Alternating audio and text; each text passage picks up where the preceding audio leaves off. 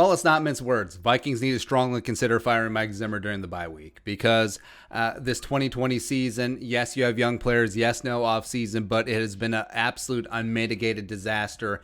And I don't necessarily see Mike Zimmer as the guy to pull this team out of this funk or lead them in the future. And it's something that the Wilfs will have to consider because during Zimmer's first 6 seasons, you could set your watch to the team not showing up at least one time a year, maybe 2 games a year, right? So just full on, get the doors blown off, don't show up, and then Zimmer in the press conference, we got the team ready, and then the players just didn't show up. The most notable one is, of course, 38-7, where NFC title game, home Super Bowl on the line. You get punched in the mouth and then you roll over and die and you quit. And you go back and watch that game. There's several Minnesota Vikings players, some still on the rooster, by the way, who completely stole a game check. They were in Barbados. They were just like, Super Bowl, biggest game of our careers, deuces, we out of here. Then last year, Zimmer won a playoff game, beat the Saints on the road, first road playoff game win in his career. Vikings ended up not firing Zim. They ended up not trading Zimmer to Dallas either, and in fact gave him an ultra lucrative 3-year deal, which made him a top 5 paid head coach in the NFL, which is the only thing that's hanging on to his job right now. The only reason Zimmer isn't fired right now is because of that extension, and that is wrong reasoning. It is. And this entire offseason was in line. Well, we extended Zimmer, we extended GM Rick Spielman, the guy who picked him, as well as we extended Kirk Cousins, the quarterback of the future for the Vikings. Woo! Let's go. And then this start. The embarrassment week 1 against the Packers, the embarrassment week 2 against the Colts, giving away the Titans game, snatching defeat from the jaws of victory, giving away the Seahawks game as well, culminating in this absolute train wreck disaster against the Atlanta Falcons, where you show up and you do this. Your season on the line. You're back against the wall. You're 1-4, and then the Falcons are winless, and you absolutely no-show and give up and just turn in that performance.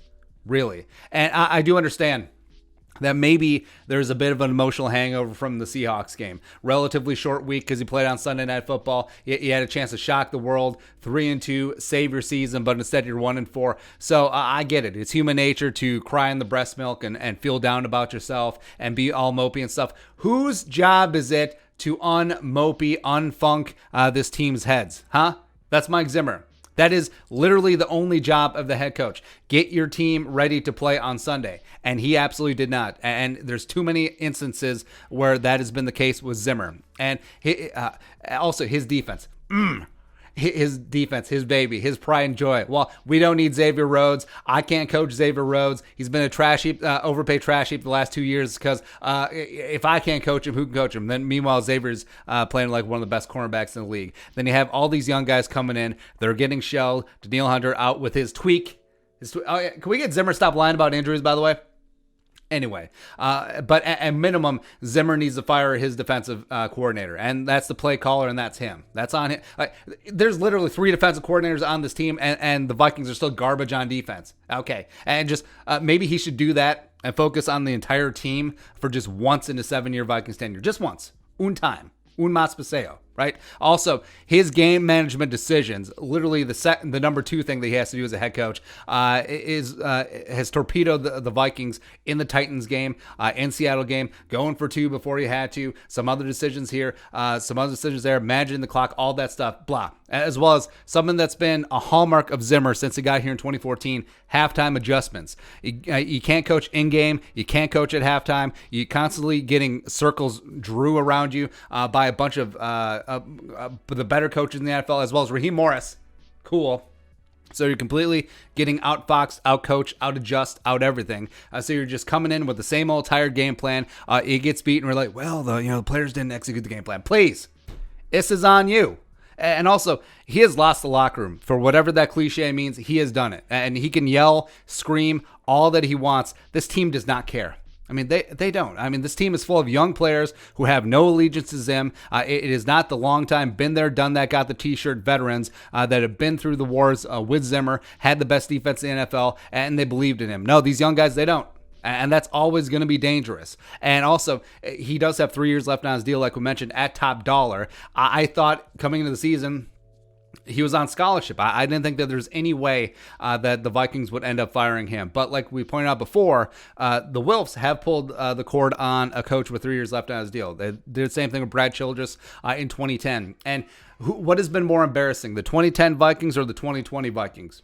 You can make a good case that it's the latter. And also, if Zimmer was a lame duck, he would be fired right now. He would be fired right after the game. It would be that. So don't let a misguided financial mistake sink the short-term future of the team. And also, between the holy triumvirate, between Cousins, Spielman, and Zimmer, I think the one most likely to go would be Zimmer. Because I'm not sure if they would cut or trade. Well, they could trade Kirk Cousins, but then again, who's buying? I don't think they would cut Kirk and then pay him his $21 million fully guaranteed salary next year anyway, and $41 million dead cap. And Spielman, I think, is relatively safe. So if they were going to fire someone, it would be Zimmer. And with the bye week, the Wolves need to give it some serious consideration because they need to ask themselves this: is Zimmer the guy for the future? 2, 3, 4, 5 years down the line, is he going to be the guy? And also, if and when you finally draft the quarterback of the future, you actually put some draft capital into the quarterback position, do you trust Mike Zimmer with a young quarterback? Or will they clash? Or do you want a young, offensive-minded head coach who is never going to leave, who's going to mind meld with your quarterback, and you can build a dynasty around that? Would you rather have that, or do you trust Mike Zimmer? Right? So that's something they're going to have to ask themselves because at this point, no. I do not trust Mike Zimmer to turn around this team, to reach this young group, to work with the young future franchise quarterback of the Vikings. I don't. I just do not at this point. I think the message is stale. I think he's lost a team. I think he's soon going to lose his job, but he's going to have 3 nice years of paychecks coming in. So whatever. But your thoughts. Fire Mike Zimmer. Let us know in the comment section below. Subscribe for daily Vikings takes. Want to support that work? Post on the Venmo. But until next time, Skull Production Value.